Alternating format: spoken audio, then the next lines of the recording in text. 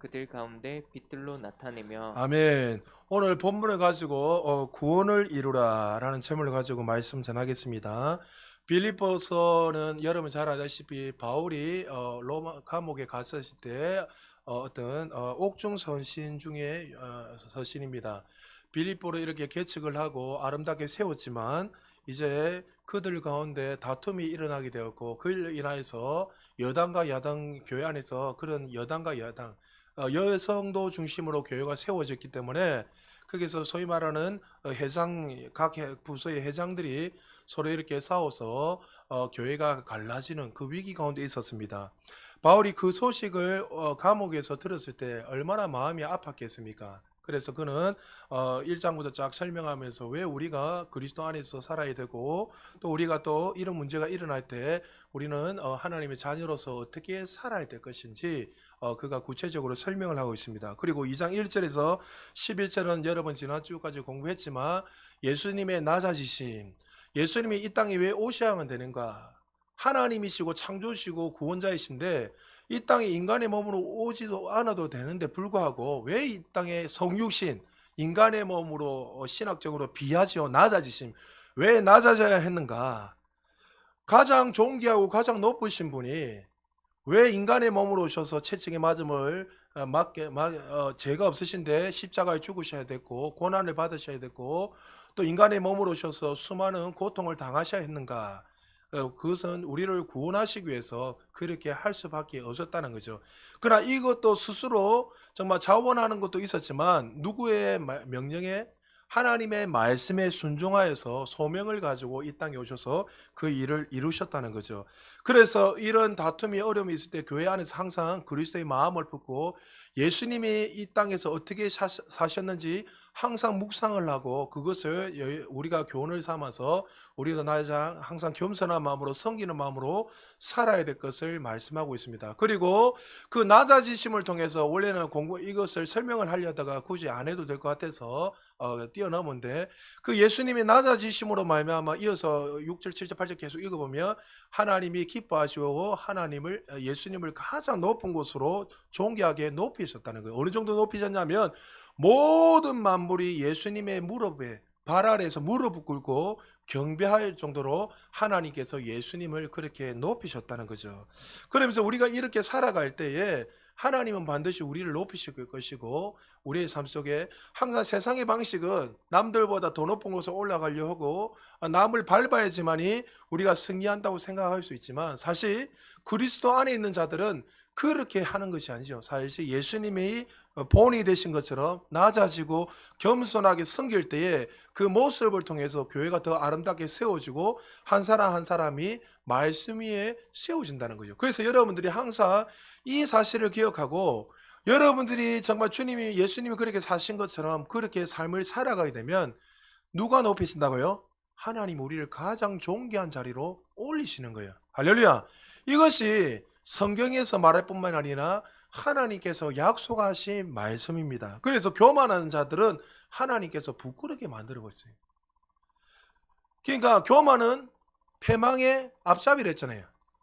그러니까 겸손한 자는 하나님 높이시지만 교만한 사람은 하나님이 멸하시는 것이 아니라 사단이 역사하기 때문에 그런 일들이 일어난다는 거죠. 그래서 항상 교회 안에서 다툼과 분쟁으로서 일하는 것이 아니라 정말 서로의 다름을 인정하고 우리는 머리 대신 예수 그리스도 중심으로 우리는 한 몸이고 한 지체라는 것을 잊어버리지 말고 저 형제가 어려움이 있으면 나도 아프고 저 형제가 기쁘면 나도 기쁘다는 것을 우리는 항상 하나고 유기적으로 다 연결됐다는 사실을 기억하시고 항상 여러분들 서로 섬기고 예수님의 그 마음처럼 그렇게 겸손함으로 사시기를 주님 축복합니다. 이렇게 11절까지 낮아지시고 높아지심을 설명을 쫙 하면서 그러므로라는 접속사를 사용하면서 이제 너희들이 어떻게 구체적으로 이 하나님의 사랑을 경험하고 또 그리스도 안에 살아가는 자들, 특별히 예수님이 모델이 되시고 본이 된 그 모습을 보면서 너희들이 어떻게 살아야 될 것에 대해서 구체적으로 말씀하고 있습니다. 우리 12절 다시 한 번 더 읽어보겠습니다. 12절입니다. 시작. 그러므로 나의 사랑하는 자들아 너희가 나 있을 때뿐 아니라 더욱 지금 나 없을 때에도 항상 복종하여 두렵고 떨림으로 너희 구원을 이루라. 자, 바울은 지금 어디에 있다고요? 로마 감옥에 갇혀서 언제 죽을지 알 수 없는 그런 감옥에 갇혀 있습니다. 빌립보 교회 성도들의 소식을 듣고 지금 바울이 어떠해요? 목자의 심정으로 그들을 향해서 권면하고 있습니다. 내가 너희들을 목양할 때에 정말 사랑으로 목양하였고 또 너희들은 또 본을 받아서 그렇게 섬기고 또 낮아짐으로 그렇게 살아갔는데 내가 떠나자마자 너희들은 어떻게 이렇게 살아가고 있느냐. 서로 다툼을 하고 또 상처를 주고 아픔을 주고 이간질을 하고. 여러분, 다툼이 일어나는 것은 항상 어떻습니까? 내가 맞다는 거예요. 나는 맞고 저 사람은 틀렸다는 거예요. 저 사람을 존중해주면 절대 문제가 안 생깁니다. 그런데 항상 교회 안에서 어떤 문제가 생기냐면 나는 맞고 당신은 틀리다는 거예요. 가정 안에서도 항상 그렇잖아요. 조금만 약간 참으면은 별 문제가 아닌데 당신이 틀려서 내가 맞아. 이러다 보면 아무것도 아닌데 문제가 커져버리는 거예요. 그러니까 바울이 목자의 심정을 가지고 또 목자로서 섬길 때는 아무 어려움이 없었는데 떠나자마자 그들 안에 어려움을 당하게 되고 또 그걸 안에서 성도들 안에서 다툼이 일어나는 모습을 보면서 이 목자의 심정으로 너희가 내가 있든지 없든지, 다시 말해서 하나님이 항상 보고 계시지만은 여러분 항상 하나님을 인식을 하고 정말 내가 보든지 안 보든지 너희들은 어떻게 해요? 믿음 생활을 잘 해라는 것을 설명하는 거예요. 어떤 사람이 신앙생활 잘하는 사람이죠? 교회 안에서 볼 때 잘하는 것도 당연하지만 남이 보지 않아도 그 가운데서 변함없이 하나님을 향해서 변함없는 마음으로 살아가는 사람이 신앙생활 잘하는 거예요. 할렐루야. 교회에서는 거룩한 척하고 믿음생활 잘하고 서로 막 사랑이 넘치는 것 같은데 문 밖에 나가자마자 세상 사람과 별반 차이 없이 살아간다는 것은 그건 좀 온전한 신앙인이 아니죠. 바울이 지금 그 모습을 보면서 그렇게 살아서는 안 된다는 거죠. 왜 그렇죠? 이들은 거듭났지만은 여전히 연약한 성도였고 또 영적으로 어린 성도였기 때문에 바울은 그들에게 권면을 하면서 그렇게 살아서는 안 된다는 것을 설명하고 있습니다. 그러면서 그들에게 변화를 강조하면서 어떻게 강하게 말하고 있냐면 구원받은 자답게 삶 속에서 두렵고 떨림으로 너희 구원을 이루라 이렇게 말하고 있습니다. 자, 여러분, 여기에서 많은 분들이 또 많은 학자들이 어떻게 해석을 하냐면 많은 분들이 구원을 두렵고 떨림으로 이루라니까 마치 이 사람들이 신앙생활을 열심히 하지 않으니까 구원이 탈락된 것처럼 생각하는 거예요. 율법적으로 살아가는 사람들은 이렇게 신앙생활 하는 거예요. 맞죠? 그래서 내가 지금 죄를 좀 짓고 내가 실수하고 남들한테 상처를 주고 아픔을 주면, 아니면 내가 세상 사람들같이 별반 차이 없이 그렇게 살아가는 내 모습을 보면서 지금 내가 구원을 못 받은 것 같아, 구원이 탈락될까 하면서 떨리는 마음 어떡하지, 오늘 내가 자다가 죽으면은 천국 못 가면 어떡하지, 이야기하는 거 아니라는 거죠. 지금 여기에 빌립보 교회 성도들에게는 구원받은 자에게 말합니까? 구원받지 못한 자에게 이야기합니까? 구원받은 백성들에게 이야기하는 거예요. 당연히 그 교회 안에도 아직까지도 구원의 확신이 없는 사람도 분명히 있을 거예요. 그러나 지금 바울이 강조하는 것은 이 구원이 단순히 너희 행위로 구원받는 것이 아니라, 여기서 말하는 구원은 헬라 원문에 보니까 구원은 소조라 되어 있는데 이 소조의 그 뜻은 뭐냐면, 여러분 잘 기억하십시오. 앞에 죄에서 구원하다, 악한 것으로부터 건짐을 받다, 질병으로부터 건짐을 받다, 해방하다, 보존하다, 보호하다, 안전하다, 형통하다는 뜻을 가지고 있습니다. 한마디로 말하면 예수님의 속량의 은혜로 말미암아 우리에게 오는 모든 축복을 말하고 있고, 그것이 뭐라고요? 구원이라는 거예요. 할렐루야. 바울이 그들에게 하나님 주신 그 구원의 은혜를 날마다 누리며 살 것을 이야기하는 거예요. 이제 예수님을 나의 구주로 믿는, 제사함을 받는, 그 죄용서를 받는 그 구원에서 끝나는 게 아니에요. 많은 사람들이 이제 영생의 구원을 받았으니 다 됐다, 이제 천국 가면 그렇게 누릴 것이다 아니라, 구원의 의미 속에는 치유도 포함되어 있고 형통과 회복과 보호하심과 또 자유함, 이 모든 것들이 어디 안에 있다고요? 구원 안에 다 포함을 하고 있다는 거예요. 예수를 믿고 죄 용서함 받는 것만이 여러분 인식하십시오, 구원이 아닙니다. 많은 분들이 어느 수준에 머물러 있냐면 죄 용서함을 받는 수준에만 대다수 많은 분들이 머물러 있습니다. 구원이라는 것은 성령의 은혜로 말미암아 우리에게 주신 그 모든 축복의 말씀 다 포함된 그 말씀을 이야기하고 있어요. 그래서 예수님이 우리에게 뭘 주셨습니까? 치유와 형통과 부유와 이 모든 것을 다 주었으니 이제는 어떻게 해요? 구원을 이루라. 구원을 못 받았다는 게 아니에요. 이미 구원받았는데 그 모든 예수님을 통해 주신 그 성령 은혜를 날마다 누리면서 살 것을 이야기하는 거예요. 그 사람들이 지금 구원이 탈락됐다는 그 이야기 아니에요. 내가 지금 죄지니까, 내가 실수하니까 분쟁이 일어나니까 너희는 이제 탈락됐다. 여러분 따라하시다. 한 번 구원은 영원한 구원이다. 할렐루야. 아니 구원받았다가 마음에 안 드는데 하나님 일로 갔다가 절로 갔다가, 여러분 구원받으면 우리 안에 하나님의 생명이 들어오잖아요. 할렐루야. 죄의 삭은 사망인데 죄인이었지만 이제 어떻게 생명, 영생의 그 하나님의 그 생명이 우리 안에 들어온단 말이죠. 영생의 씨가 들어왔어요. 할렐루야. 인식하든 인식하지 못하든 간에 내가 거듭났다면 하나님을 나의 구주로 믿게 되면 우리 안에 반드시 그 생명이 들어와요. 근데 내가 비록 하나님 보시기에 좀 부족하고 성숙한 삶을 살지 못한다 하더라도 그 행위 때문에 구원이 탈락됩니까? 아니라는 거예요. 많은 분들이 그것 때문에 두려워하는 거예요. 그래서 여기서 구원을 두렵고 떨림으로 이루라, 이 말이 내가 지금 이들의 모습을 보니까 정말 구원의 모습도 없고 엉망진창이니까 너희 탈락됐으니까 다시 한번 그걸 위해서 떨림으로 구원을 이루라, 이 이야기하는 거니. 이미 받은 그 구원을 어떻게 해요? 형통과 치유와 부와 그 모든 것들, 예수님을 통해 주신 그 속량의 은혜들을 이제 어떻게 해요? 제3의 용서만 끝내는 것이 아니라 너희 삶 속에서 누리며 나타내라는 거예요. 그 나타내려면 어떻게 되죠? 내가 결론은 믿음이 성장하는 방법이에요. 하나님을 아는 지식. 그러니까 지식으로 끝나는 것이 아니라 내가 믿음이 성장할 때, 내가 영적으로 성장할 때 그것을 다 더 많이 누리는 거예요. 바울이 볼 때는 지금 그렇게 싸움하고는 모습들은 어린아이인 거예요. 연약한 성도인 거예요. 아직까지도 하나님이 누구신지 알기는 알지만 그것을 어떻게 행해야 되고 그 구원을 어떻게 삶 속에 나타내는가, 그것을 잘 모르는 거예요. 로마서도 나중에 설교하겠지만 여전히 그들 안에 이방인 중심으로 있지만 유대인도, 개종한 유대인도 있을 것이고, 여전히 그들의 이면속인 내면속인 어떻게 해요? 그때는 말씀이 66권이 완성이 안 됐기 때문에 그들에게 구약만 믿는단 말이죠. 그 당시에는. 그럼 어떻게 해요? 여전히 그 하나님의 말씀은 예수님 나의 구절 이신칭의 진리는 알고 있지만 아직 책이 완성되지 않으니까, 성경책이, 그들은 어떻게 해요? 구약 중심으로 믿으니까 율법을 강조하게 되고 자꾸만 그렇게 율법으로 돌아가려는 많은 사람들이. 그러니까 그 안에서 어떤 여러 가지 유대인들과 또 예수를 믿는 그런 기독교의 중심을 쉽게 그런 분쟁들이 일어나는 거예요. 야, 이신칭의를 통해서 이제 마음으로 믿고 입으로 신앙 구원받는 건데 여전히 유대인들과 개종한 사람들도 주변에서 이방인들 어떻게 해요? 아니다. 우리가 더 열심히 노력해서 열심히 해야지만 구원을 이룰 수 있다. 이런 것들이 로마 교회만 있는 것이 아니라 가는 곳곳마다 여전히 유대인들이 있는 곳에는 끊임없이 그런 일들이 일어나는 거예요. 여러분 안에도 여전히 거듭났지만 그런 율법적인 마음이 있잖아요. 여전히 내가 좀 열심히 안 하면 구원 탈락받는 거 아니야?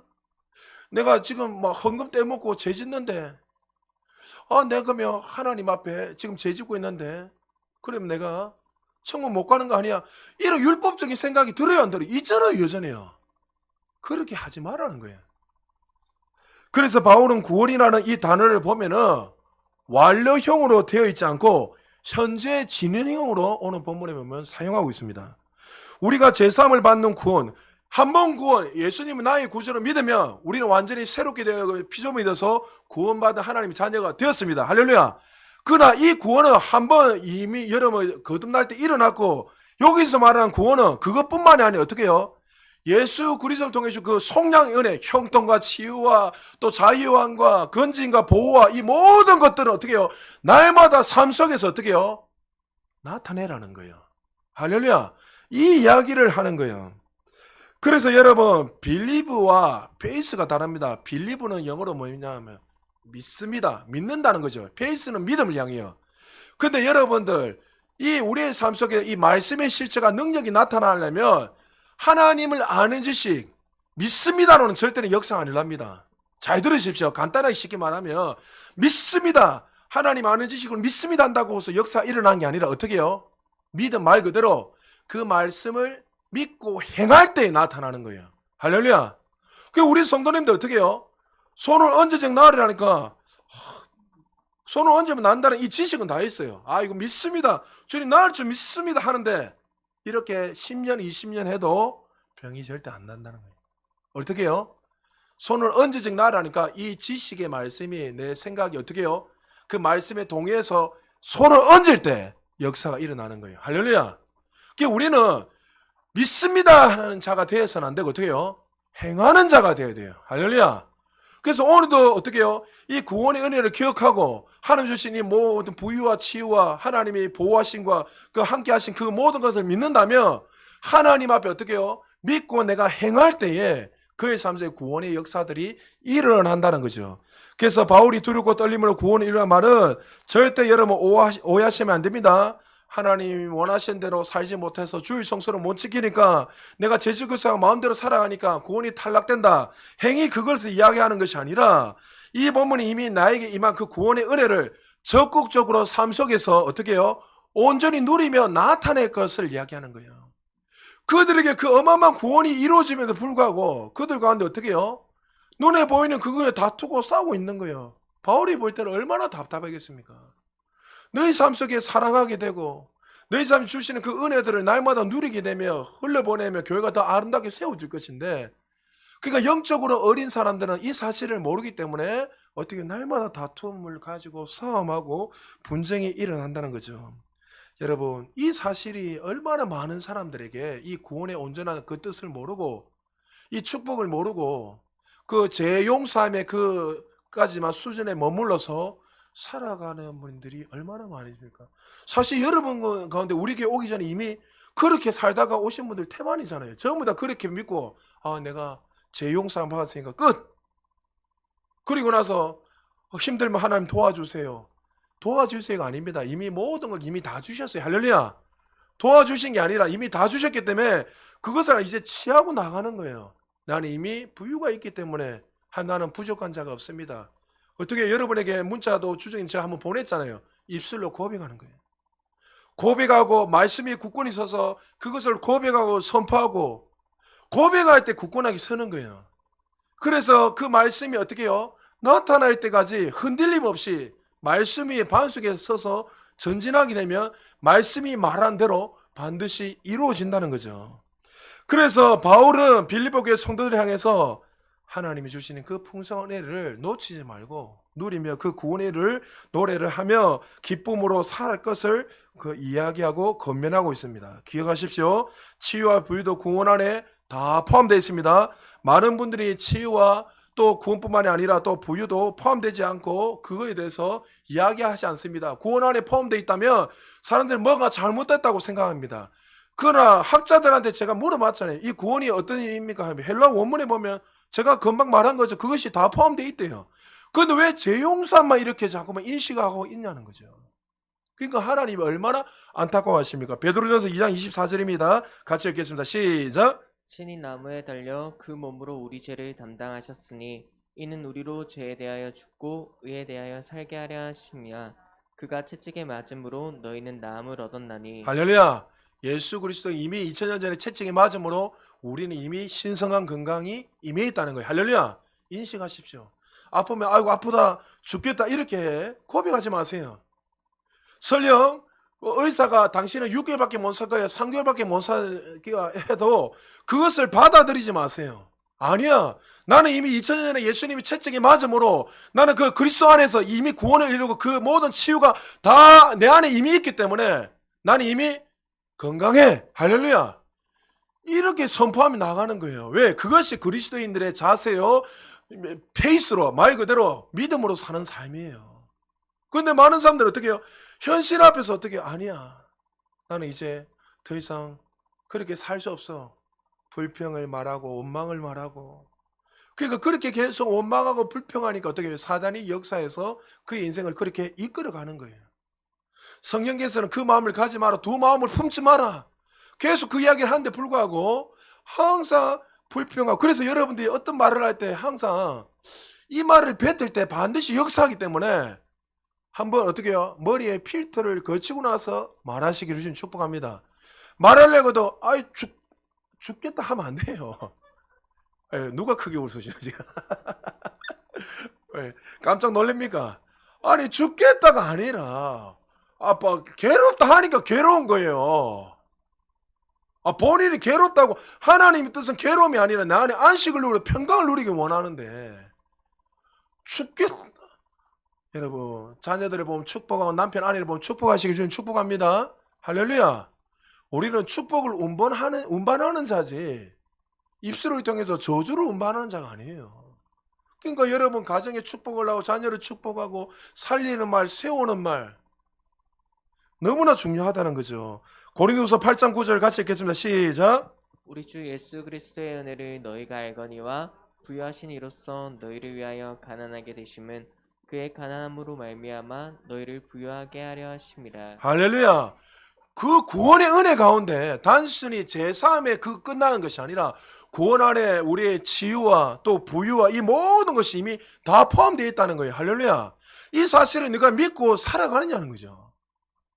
그런데 구원을 이루려 하니까 이들은 정말 재용삶의 그 수준에만 머물러 있고 하나님이 주시는 그 구원의 은혜를 누리지 못하고 빌립보 교회뿐만이 아니라 많은 교회 안의 성도님들이 그렇게 살아가고 있더란 거죠.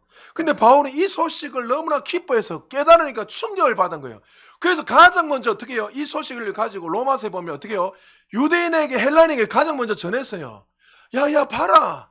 바울은 유대인이었고 또 헬라의 그 영향을 받았으니까 당연히 어떻게 해요? 가장 사랑하는 자들에게 먼저 이 기쁜 구원의 소식을 전했단 말이죠. 야 봐라, 율법으로 되는 게 아니라 이미 예수님을 믿음으로 이 모든 축복과 은혜가 이미 다 부어졌더라. 그렇게 선언했어요. 기쁜 소식을 너무나 충격을 받아서. 그런데 뭐요? 그들은 어떻게 해요? 시끄럽다는 거예요. 근데 그 기쁜 소식이 헬라인에게 유대인에게 전거된 것이 아니라 누구의 전거? 이방인들에게 먼저 전거돼 본 거예요. 얼마나 바울 입장에서 답답하겠습니까? 그래서 로마서 1장 16절에 이렇게 이야기하는 거예요. 같이 읽겠습니다. 시작. 내가 복음을 부끄러워하지 아니하노니 이 복음은 모든 믿는 자에게 구원을 주시는 하나님의 능력이 됨이라. 먼저는 유대인에게요 그리고 헬라인에게로다. 그러니까 바울은 너무나 기뻐서 이 기쁜 소식을 부끄러워하지 않고 너희에게 전했지만 그들은 오히려 듣지 않고 이방인들이 먼저 듣고 그들이 구원의 그 기쁜 소식을 새롭게 변화되는 역사가 일어난 거야. 구원은 기억하십시오. 치유와 형통과 건지심, 부유 이런 모든 것들이 이미 예수님의 그 속량의 구속의 은혜에 포함되어 있다는 사실을 믿으시기 바랍니다. 이미 예수님이 2000전에 이 모든 것을 지불하셨기 때문에 이제 우리는 어떻게 해요? 나의 행위와 상관없이 그리스도 안에 있는 이미 있는 자들은 이 모든 것을 이미 소유했습니다. 할렐루야. 그래서 여러분이 늘 얘들이 이야기해요. 호주머니에 100억이 있다. 그럼 어떻게 해요? 내가 인식하려고 꺼내 쓰면 사용하면 되는 거예요. 할렐루야. 근데 여러분이 거듭날 때 이미 호주머니에 그 구원의 은혜들이 다 있는데 여러분들 그걸 인식하지 못하고 그것을 믿음으로 행함으로 살아가지 않으면 나타납니까? 안 나타납니까? 안 나타난다. 강구 주사님이 주일날 간증했잖아요. 오세장 집사님이 손을 얹고 기도할 사람이 아니라잖아요, 자기가. 그런데 아니다. 그분도 오랜 시간 동안 계속 들으면서 그 머리로는 믿습니다 했지만 손을 얹고 더 적극적으로는 안 했단 말이죠.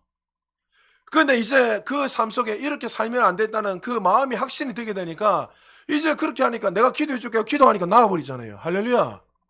그게 믿음이에요. 믿음.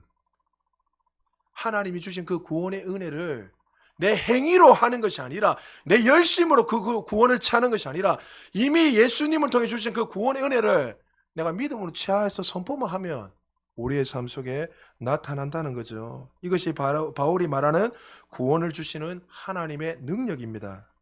다시 한번 기억하십시오. 구원은 재용서와 치유와 형통, 안전, 기쁨과 평화, 악한 것으로부터 건지심, 감정적인 안정감 등 이런 모든 것들을 그리스도 안에 그 구원 안에 다 포함되어 있습니다. 그래서 우리는 예수님을 통해 주신 그 구원의 역사를 날마다 귀하게 여기고 삶 속에 이루며 살기를 주님 이름으로 축복합니다. 자, 그렇다면 이것을 좀 더 구체적으로 말하면 자, 어떻게 나타낼 수 있는가? 요한복음 15장 1절에서 우리 5절까지 한 절씩 교동합니다. 나는 참 포도나무요 내 아버지는 농부라.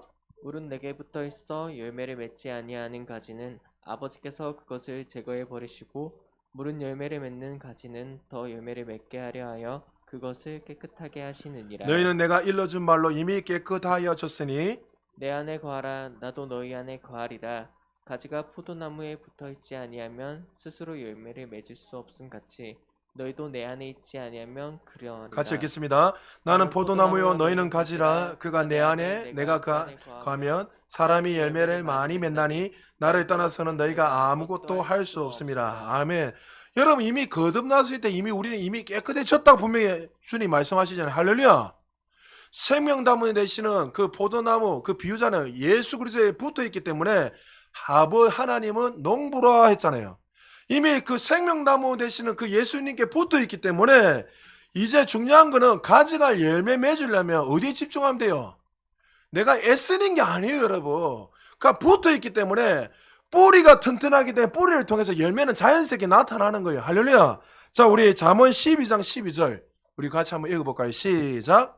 악에는 불의의 이익을 탐하나 의는 그 뿌리로 말미암아 결실하는 의인은 하나님의 자녀는 하나님의 백성은 그 뿌리로 말미암아 열매가 나타난다. 할렐루야.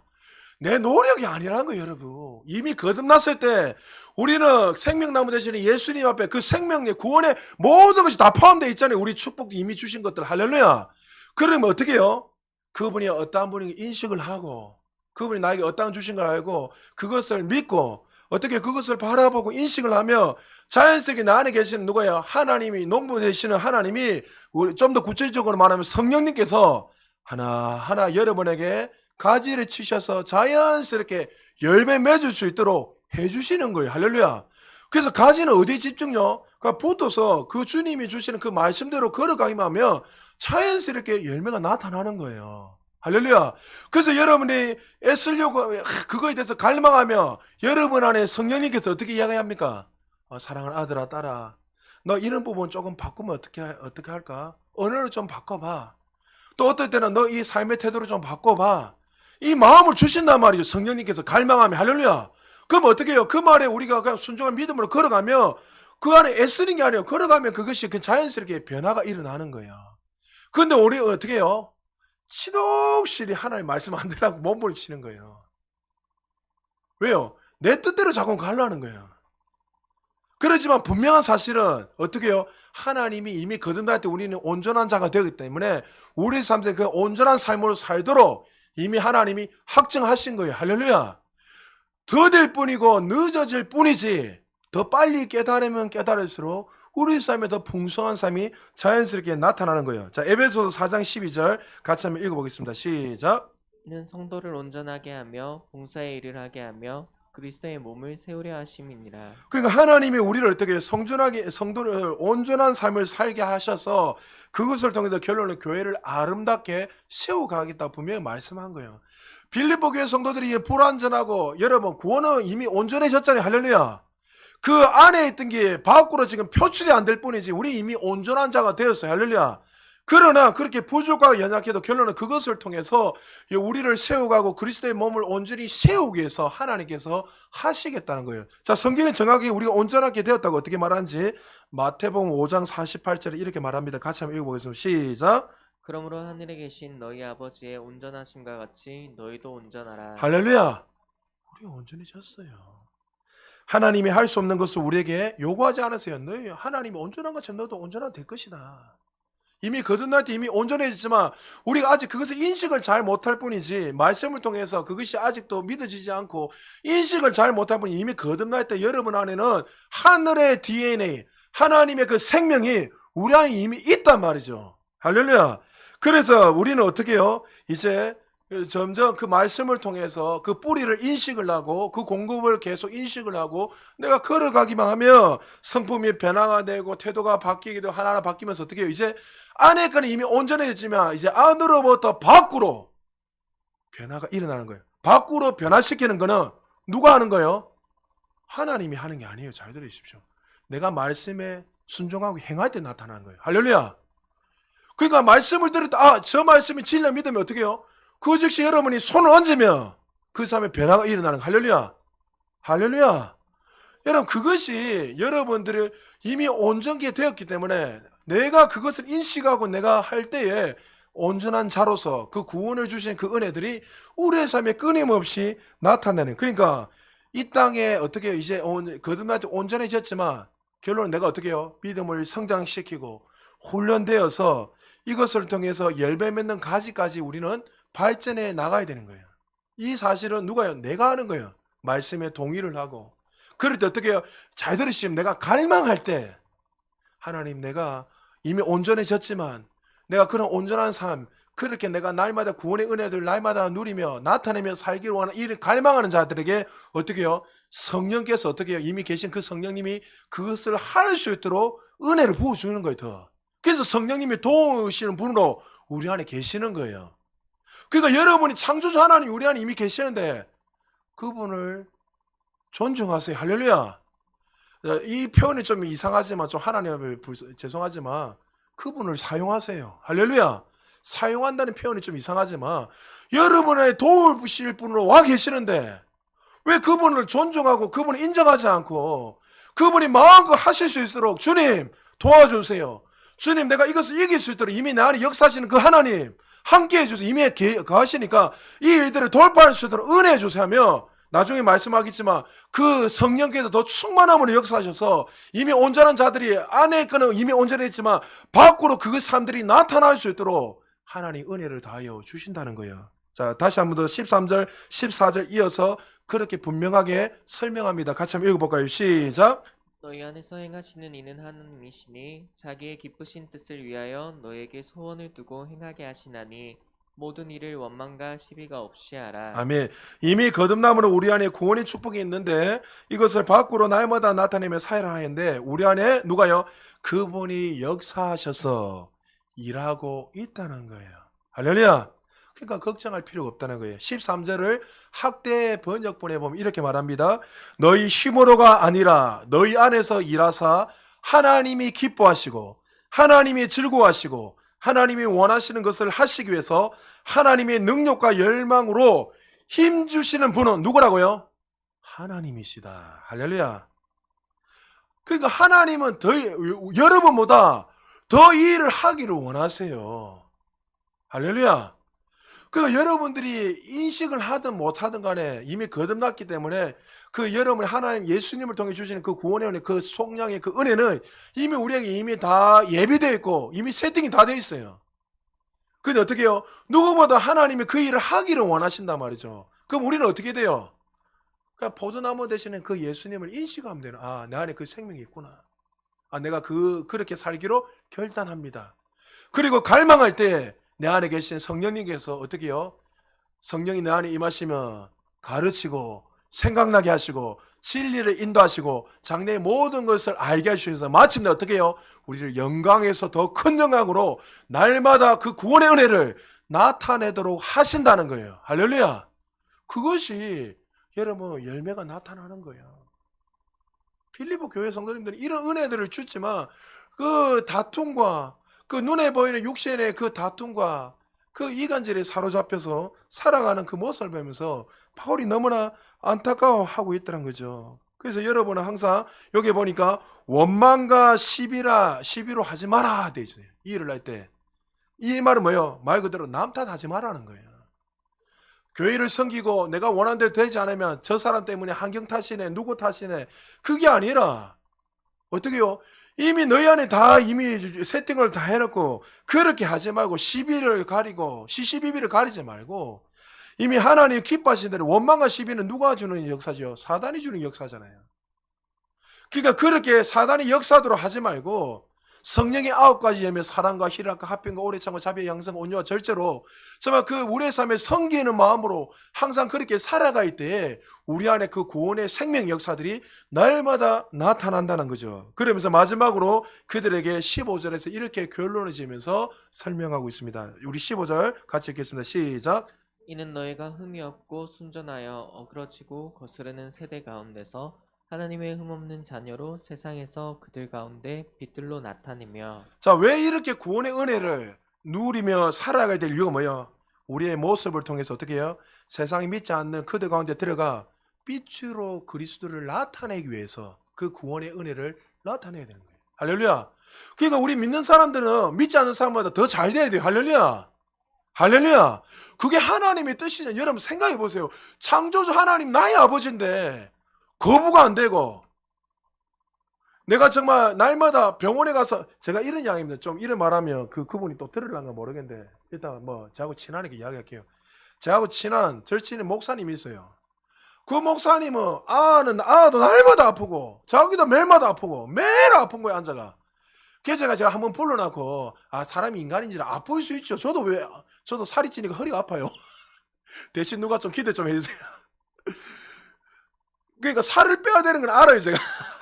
그런데 저도 인간이죠. 왜 아플 때 없습니까? 그런데 저하고 만나 매일마다 18번이 뭐냐면 혜우가 어디가 아프고 저기가 아프고 여기가 아프고 뭐가 아프고 뭐 어떻고 저더니 전화하면 병원이다. 어때 뭐 또 병원이다. 뭐 이렇게 계속해요. 그래서 제가 열이 받아가지고 전화 끊으라. 니는 은혜가 안 된다. 제가 이렇게 이야기했어요. 아니 너 하나님의 자녀인데 제가 그런 이야기 왜 니는 목사면서도 그 믿음이 없느냐. 제가 되라고 이야기했어요. 한번 목숨 걸고 하나님 채찍이 맞으면 나무 입었다 했는데 성도도 아니고 목사 정도 되면 한번 이 말씀을 붙들고 실험 한번 해봐라. 이 말씀이 나타나도록. 5년이 지나도 여전히 그대로 있어요. 미련하고 어리석은 거예요. 어떤 것들은 어떻게 해요? 자기 원하는 대로 말씀 받고 어떤 것들은 받기 싫다는 거죠. 아 이거는 내가 보니까 조직신학적으로 병 고치는 건 잘못된 거야. 성경에 예수님이 제일 많이 병 고치는 건 목사 예수님 이단입니까? 예수님이 말하는 건 우린 그대로 믿고 나가야죠. 할렐루야. 제가 성경에서 벗어난 거 이야기합니까? 병 고치는 게 이상한 겁니까? 성경에 있잖아요. 예수님이 말한 거 그대로 말해야죠. 그런데 어떻게 해요? 은혜가 안 되라는 거죠. 여러분 우리의 삶 속에서 창조주 하나님 나의 아버지신데 우리가 걸음걸음마다 우리의 삶에 영광이 나타나야 되는 것이 당연한 거예요. 할렐루야. 그러니까 내 삶을 보면서 부족하니까 왜 이럴까 하면서 눈치 보지 말란 거예요. 그게 집중하지 마세요. 그걸 인식하지 말고 이미 나는 이미 영적으로 이미 그런 존재라는 걸 믿고 생각을 태도를 바꿔야 돼요. 바꿔가면 어떻게 해요? 말씀이 말한 대로 우리의 삶에 구원의 그 역사들이 나타나는 거예요. 할렐루야. 언제까지요?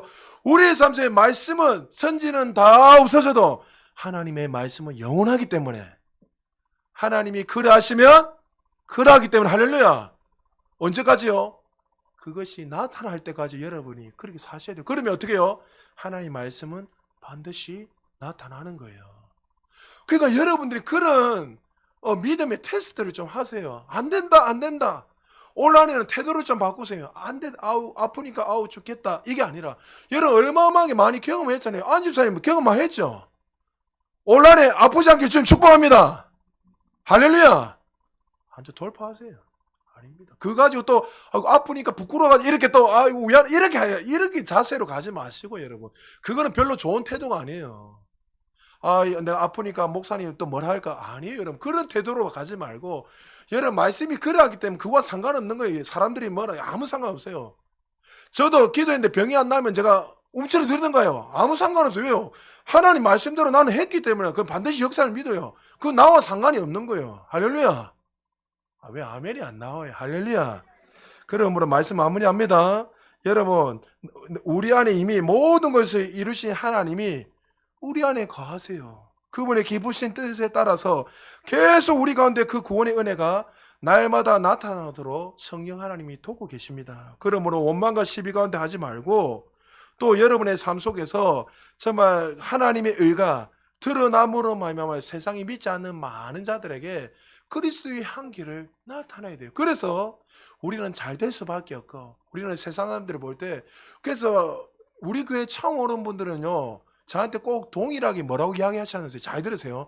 여러분들은 그냥 이렇게 딱 같이 앉아있으니까 잘 모르는데 밖에서 오는 사람들이 공통적으로 우리 교회 성도들에게 딱 하는 말이 있어요. 뭐냐면 와 이래 이 교회 성도님 다 발려는 거예요. 빛이 나는 이렇게 이야기해요. 그러니까 서로 삐끼리 있으니까 모르는 거예요. 근데 진짜입니다. 외부 분들이 딱 오시면요 동일하게 왜 성도님들이 이렇게 다 발려고 희한합니다. 그러면 다른 분들과 우중충하게 있는 거예요. 왜요? 여러분 안에 빛이 있으니까 당연히 빛이 나타나는 건 당연한 거 아닙니까? 할렐루야. 그것이 더 인식하고 인정하고 내가 믿고 살아가면 살아갈수록 그것이 더 우리의 삶에 영광이 계속 나타나는 거예요. 그 결론은 뭐예요? 여러분 부지런하게 성장하시길 좀 축복합니다. 성장해야 돼요. 말씀을 통해서 내가 믿고 행할 때 나타납니다. 그러므로 여러분 주 안에서 어떤 문제가 생겨도 다투지 말고 분쟁하지 말고 오히려 어떻게 해요? 남을 나보다 더 낫게 여기고 존중하고 세워주고 하나님 주신 그 사랑 안에서 그 구원의 은혜를 날마다 누리면서 우리 교회가 더욱더 아름답게 건강히 세워져서 우리를 통해서 하나님의 그 죄 용서함의 그 은혜뿐만이 아니라 모든 믿지 않는 사람, 주변 많은 사람들에게 정말 치유, 회복과 생명의 역사들이 날마다 일어남으로 말미암아 우리의 삶에 날마다 하나님이 영광 돌리고 간증들이 끊임없이 일어나는 우리 모든 성도님 되시기를 주의 이름으로 축복합니다.